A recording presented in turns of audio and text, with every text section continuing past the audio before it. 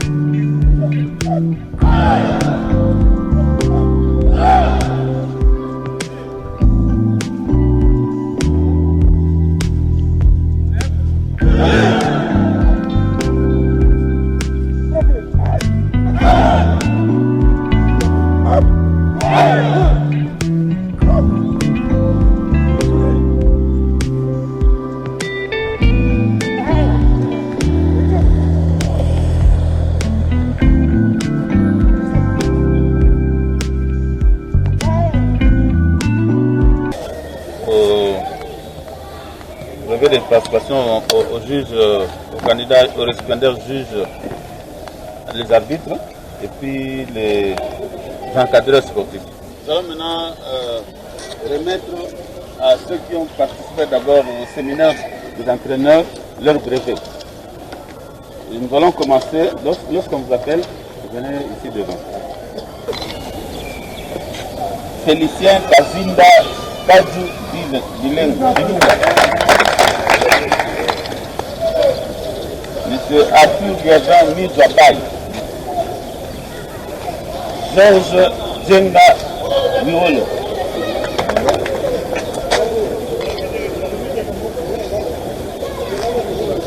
Thomas Nyembo Kimbesa,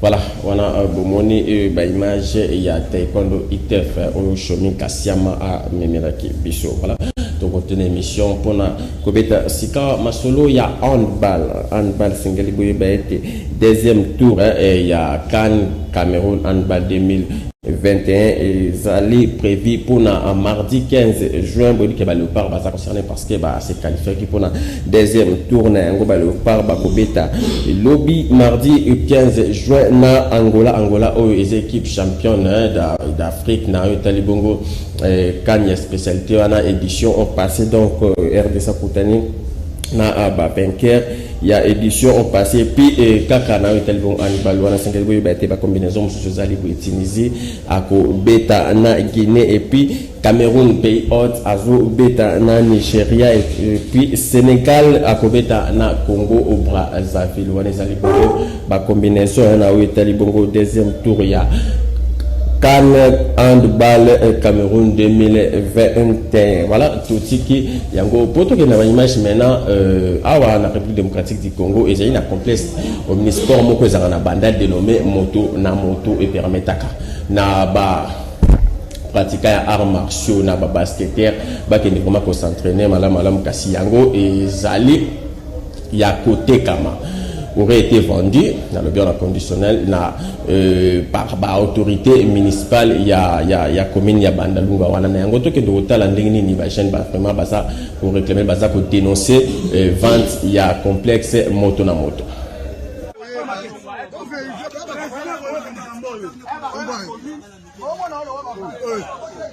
Alors, non, bah t'as dit moto na moto. Siko ba sportif ba sangana rapona o sala masano. Ba teki yango photo eba so yiba elom ta teki yango ndenge toki. Ya azaku bumesa teki moto na moto. Bumesa bandal. Bena shaka. Le papa facha boyi ma. Teki yango. Baba sportif ya bandal. Ala sana plus de 20 ans na moto na moto.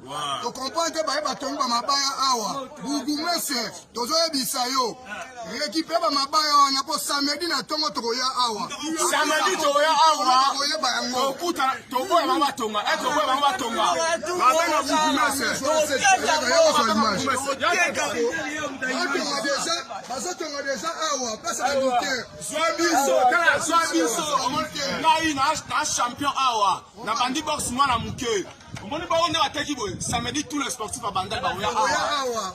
Toboya bango tonga toboya bango tonga ba tena komi aba zo policier sisi kuna ba wena na bango bengana bango la relation na biso a conduit ba bango so yebi makambu ali benda parce que asa na bandal te biso ne bana bandal asa na bandal te ba ko sayo wala toi diete taba sa bo to ba tombo sa population. Ok, la population, on va faire au qui et ça fait hier par moi le coso. La plastique, on va faire la plastique. Ah, c'est un bon plastique. T'as la conteneur. Ça c'est culturel. Ça image maintenant. Ça c'est culturel. Les sportifs. Baba sportif.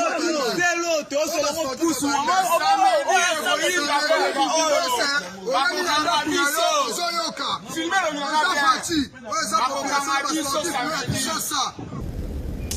Voilà, on a besoin de moi sacré avec club les Canadiens avec club qui est na 2018-2019. Alors Sengel Boy Baké bien notre projection à 4-4 avec club match na Lubumbashi Sporeza encore une fois à reporter à une date ultérieure. Tant bako fixé date bako bimsa vraiment date au match wana ko betama to ko annoncer bino ngo to ko informer bino awa na émission na biso tolobela ma asano donc avec libé boko nyaka na ligne na bino ya sensibilisation na bari ya capitaine de tomona koza ko sala mikolo donc avec club déjà azali bon on a 73 points déjà donc oyo aza champion il y a Ligue nationale il y a football congolais édition 2020-2021 à part Ligue nationale de football vous appelez la deuxième compétition majeure oyo fédération congolaise organisée c'est bon coupe du Congo la coupe du Congo tozana étape il y a tozana 56e édition maintenant là to continue deuxième tour élimination directe pour éviter d'arriver déjà bêta qui na Renaissance à Kanya qui Renaissance MB à 0 élimina qui Renaissance alors combinaison là où Italie Bongo Coupe du Congo et Zaliboué lelo lundi Céleste Azobetana Rangers na 13h30 na stade 2 Martyr et puis la deuxième explication d'un club Motema Pembe Azakobetana MK betana MK wana ezali bongo pe eza étape ya quart de finale mais hier dimanche ba match pe betamaki toujours na cadre toujours ya quart de finale ya tour préliminaire ya élimination directe avant contre quart de finale et Lupopo na Monsillon a gagné Lupopo na ba séance ya tir au but 4 tir contre 2 mais kasi Lupopo ba repêché comme meilleur perdant match msusu betama kezaki sangaba lende de botela ki ngona ba itandu ike sangaba lende betanga na bazano score final 2-1. Voilà, on a une victoire et une manière, on a une superlative vraiment à ma casse, soit qui est sous revanche devant FC Renaissance du Congo a gagné qui Bango 2-1 dans la phase retour, il y a Ligue nationale, il y a football, mais cette fois-ci la Coupe du Congo. Darren Clermont a Pembe a gagné Renaissance 1-0, l'unique but de la partie, c'est qui est vrai, il y a William Likota. Voilà. Totiki coupe di Congo bande voiture na fungoli ba téléphone bo benga boko tantre bo mde to sala ka biso na abino awa bo malamu ete semaine leki ezaki dominé pe na o etali bongo ba match ya ba match amiko na cadre ba journée FIFA oyo ba équipe nationale et betaki lokola biso pe équipe nationale RDC betaki des matchs na bango ba betaki. Voilà donc deux matchs vont permettre à coach Hector qui perd à Mekadesha ko joa idée na Italie bon équipe à Mekadesha ko joa idée Mekadesha ko kangisaka déjà équipe ne malin mais pour na mois de septembre prochain awa ba le par ba sako banda maintenant campagne africaine ba banda na cadre eza na cadre moko ya koluka place moko na coupe du monde de Qatar 2022. Voilà donc eza vraiment facile bien que to banana Tanzanie et puis to betana Benin après to yo beta siko qui phase de poule, phase de élimination directe. Na chaque premier au bakobima na ba poule nyonso wana donc biso peso to na chance ya kobima et premier netoyo beta ba match élimination directe. Voilà bande ko batali na émission normalement fa tous en invité moko awa na plateau na biso aza joueur international congolais pour le Canada. Portugal, une équipe, il y a Aruka, vous comprenez déjà de qui il s'agit bien. Il y a un joueur Andrea Boukia, d'ici fait émission à cause d'un abisso dans le plateau pour tout sur l'année par rapport il y a Léopard, par rapport il y a non-convocation na Léopard et puis par rapport il y a saison de Nini Asali, dès qu'il y a comment tout côté, tout sur l'année, na Italie Bongo. Activité sportive ou a évolué na niveau il y a Portugal. Voilà eza ba image il y a un jeune international congolais Andrea Boukia oyo boye bakai malamu na tournoi moko ebimaka awa Aziz Makukula organisaka na ba 2006-7 donc tournoi na terrain kamina maka meilleur joueur il y a tournoi na kendaka na mikili ya poto kuna a évolué ka bazaka 2 yena jeune David Mbala ye Andrea Boukia aza ko continuer ko beta na niveau ya Aruka na Portugal voilà donc si tout va bien toujours en aide ici quelques minutes à on a plateau na biso ya Tolobela ma sano poto solane par rapport à ce championnat ndeni à ça est beta kaka est-ce que ba image tout monde za ba image ya saison ou za ba image ya saison et les candidats za ba image ya kala ou bien ndenge ndeni to fungoli pe téléphone bino ba besoin de tout monde que vous aki ebele et vous ebile to salaka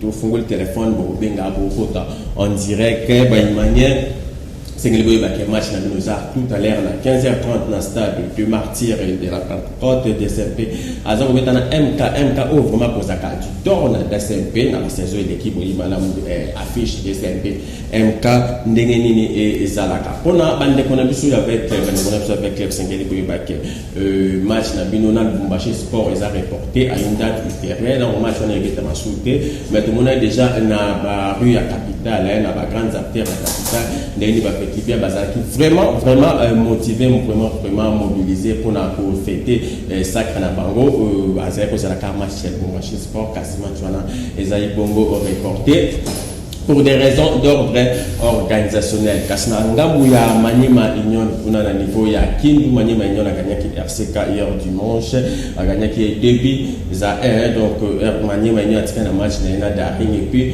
na tout puissant Mazembe voilà eza ba image ya Andrea Bouki on a annoncé na za pour annoncer bino depuis début émission mais boyebi ke ville ya Kinshasa eza na mo ba embouteillage eza na mo ba réalité belé entre pour kia azana biso na plateau na biso toujours sur la na mo minute na biso to tika nango ensemble bokia bon début de la semaine, bon séjour à Kinshasa. Merci beaucoup, c'est gentil. Voilà, c'est depuis quand vous êtes à Kinshasa? Ça fait déjà une semaine à Kin. Nayaki ko préparer terrain, fondation, ko visiter famille. Année passée, tu as confiné, moi et Osei le réalité. On a profité un peu de la famille. Il y a un moment à chaque fois, tu vas bien, tu as quitté, on a profité de la famille. Voilà. Pour qui a un petit peu pour annoncer la baptême, pour informer la baptême, tu vas voir bien au final tu es aux jeunes joueurs qui évoluent au Portugal. Au Bima, na tournoi beaucoup Aziz Makukula organisé na terrain Kamina Bozala 2 au Kenda pour Toyona David Mbala. Mais yo moko na mo pousser ko be bandela sur moi les solo au ngana ya FC baptême na terrain. Ouais, tournoi, grâce à tournoi, il y a Aziz Makukula, on a fait Sembo Tipsikazali. Et grâce à tournoi, on a mon abisso, Tokenda Mibale, on a David Mbala au Dobi Combo. Tu évolué dans Portugal, mais c'est le cas bien. Tant que tu es Arnaud Puna, Azab Moutalibosa qui est dans la première édition, il y a tournoi Azmak. Donc, nous sommes à la deuxième édition. Nous sommes à la deuxième édition. Voilà. Mais sinon, ils ont les cas bien. Nous sommes et les cas qui parce qu'il n'a pas testé, tout y a qui m'a signé un contrat parce que vous êtes le meilleur joueur. Awa, attends, et les cas là, en fait. Tant on a commis Kuna, pour la Kenya âge il y a 17 ans. Dans l'équipe, on a I19 na bango to ba moni wana équipe ni na penafiel na penafiel wa ba bandeko sa Paris Paris ba équipe wana des chanyon na ba na penafiel après penafiel première année deuxième année na Kende Braga junior na 18 ans to yo gagné championnat national ya junior après on a eu une équipe à 3e division quand à Portugal na beti un an après ba transféré na Boavista. La Boavista a signé un contrat combien d'années puis au sein de combien d'années? La Boavista a signé 3 ans. On a 2 ans après 3e année, on a renouvelé. Et ensuite, on a cassé contrat pour dans les Corona et ils allaient bien être. Et on a cassé contrat, on a proposé un contrat mieux que Boavista. Après, on a signé un 3 ans. Voilà. Donc, tu comprends une image où par exemple, zone d'action et belé, j'espère que la réalisation est la télévision. On a une équipe ni Zaki, il y a une saison où il y a aussi la tu as un match, il y a une saison décalée. Et ça, il y a une saison où il y a aussi la Sico. Tu as une playoff, une équipe, il y a première division. Rio Rave. Tu as gagné le retour et l'équipe est Matisse. Tu as dans la division 1. Tant que vous avez la playoff, c'est-à-dire que vous avez dans la deuxième division. Oui, deuxième division. Vous avez la Ligue D. Oui, donc tu mets 3e, tu aussi 3e. Tu as 3e place à Betara playoff là. Pour dernier, avant-dernier, tu as Betara playoff là, 3e, il y a la 2e division. Donc tu as petit playoff et tu gagnes automatique. Donc tu remplis toutes les places, moi, je vais place Naviso. Ok, nous, saison, les Canadiens vont comme playoff pour petite saison, phase régulière, et puis pour petit playoff. Yo, au petit, combien de matchs au total, au marqué combien de buts? Ouais, on a petit 34 matchs, on a marqué 3 buts à nous, on a tué 8 minutes. Mais ma passe décisive, elle est bonne. On a c'est régime, bon, on a dit à quoi? Travailler, Zaki, au logo, combien de matchs? 34 matchs. 34 matchs pour un attaquant, 3 buts seulement. Ouais, à nous, on a tué 8 minutes, même la passe décisive. Ouais, pour tout Tchabi, il faut voler les Kalamako, on a créé une action. La passe décisive, elle est Kébélé. Ça va passer les Kébélé. Donc, vous avez parlé de la meilleure joueur de l'équipe saison. Ouais, parmi la meilleure joueur de l'équipe. Voilà, donc bien parmi la meilleure joueur de l'équipe saison. Tu éviter mécanisme est-ce que la sollicitation est-ce que yo mokozo pour kanisa kolunga Portugal pour yana ba pays musu luka ba France, ba Belgique, pour visibilité ça makasi ozo kanisa nini est-ce que la sollicitation est présente? Ouais, la zone proposition dans Italie, Espagne, Allemagne, manager a bien une proposition. Dans Zakina Azma qui il y a 3 jours passés. Nous avons les même agent tant Azma qui a bêta. Baron tu vas en abisso. Bien qui secrétaire va proposer ça pour ça. Mais il fallait que Azma tout sur la toile place ni na roki. Mais pour la monde ba journée demi. Il paraît que Cristiano Ronaldo à Portugal l'équipe a bêta. Ce qui a zongi dans l'Inglaterre va te canal. Mais Cristiano c'est déjà tant voilà na 26 ans si quoi 26 ans mais Cristiano déjà on a 34 ans il a pour assister sa carrière mais pour moi niveau tikalaka pendant que la sollicitation exa sinon il dépend de la proposition parce qu'il n'a pas qu'à suis à l'aise dans un contrat bien donc tout bien Ce qui contre mieux, plus mieux qu'Aroka, là je peux partir. Si les club au même niveau, c'est pas la peine. Parce que là déjà, Naïbi club bien, Kuna Zadi à Mukonzi. Donc, on préfère un article à gagner un club au même niveau. Voilà, on a des clubs à même niveau, mais l'équipe nationale peut aller. Est-ce que déjà vous allez solliciter une équipe nationale tout au travail à Kakapoba, mais un peu comme ça? Vous avez dans Léopard, dans l'équipe nationale, ils sont dégainés. Ouais, Léopard déjà, là, déjà, 3 ou 4 fois comme ça. Bon, Léopard, un peu comme un choix, il y a coach. Comme un match, il y a un match précisément. Il y a un match, c'est contre Roumanie en Italie. Nam beta contre Kosovo, na beta tourna Kosovo na Namibie. À part wana na babenga le souté. Babenga souté. Maintenant, tu es entraîneur à Sika. Est-ce que vous avez compté pour ça la comeback na l'équipe nationale de tout le monde peut pas nous sous va salir au beta na ba on peut déjà. Ben oui, bien sûr, comme l'équipe nationale va jouer en ça à l'Inara beta na mboka na. Ce qui invitation hier, naza toujours prêt à représenter mboka na. Et j'espère bien que cette année, on va bien ça. Dans la sélection. Très bien. J'espère que les artistes souillés à Batunion, donc, Bapandi Sango, Batunion, rappelez-vous seulement à part tournoi, il y a SS Makukula, où ça arrive, mon bête à l'équipe, il y a. Ouais, la bête n'a pas eu Barumbu, dans l'océan, la bête va minime, cadet, coach Poli à Zaginabiso, Ferré. Place à un peu de moment, tu as que c'est pas un moment, tu bêtiwana. Après, tu as na bandal, na l'équipe na crochet, tu as na cadet, junior, 3e division, après, tu as na réel de bandal. Babi, c'est comme il y a de Kinshasa. Dans les Kaiwana, après, tournoi Aziz et Yo Salama, grâce à Dieu, on a mis meilleur joueur à la poteau. Voilà, on a mis la poteau. Yo Bendengozawa, c'est pour le comme 26 ans. Est-ce que vous avez la mécanicité à organiser des tournois, il y a des chaînes, il y a des tournois de détection, il y a des chaînes talent. Vous avez Kinshasa, en fait, vous avez organisé ça. Ouais. Vous avez vacances. Ouais, il y a organisé des tournois mais j'ai une longue carrière devant moi. Parce que nous avons la responsabilité. Donc, carrière, c'est normal. Donc, on a préoccupé de la carrière, et puis le reste, on verra. Voilà. À part football, tout le monde va jouer à Poto, au Bayard, à Pékin, à fondation, ouais, j'ai une fondation, ça fait 4 ans déjà dans la fondation. Et cette semaine, déjà, nous avons Sabadon, dans l'orphelinat.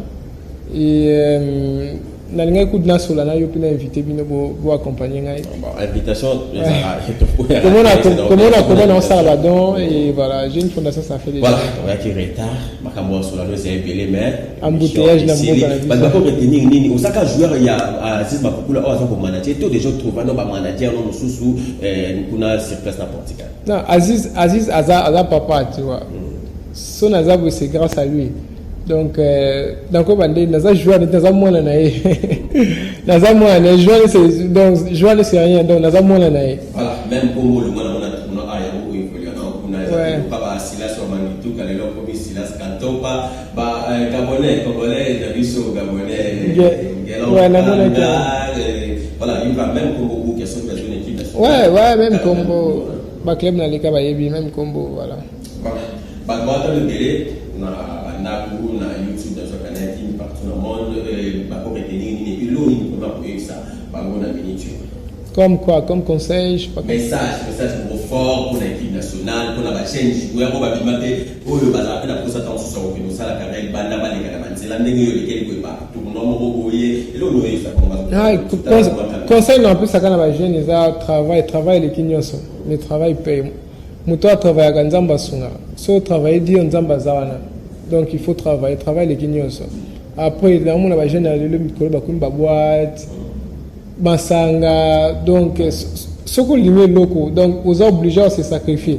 Si vous sacrifiez, ça va vous légaler avec ça. Non, sacrifice c'est ça. Moi, ngaza ndaku na mpema lobi na entraînement baninga ba okino sagana, ba okino ba metro ba bazobina. Mais ngaza ndaku na kenyu mtemo na bino. Na pema lobi entraînement zali. Donc, ça va te sacrifice, pour moi vouloir sacrifier.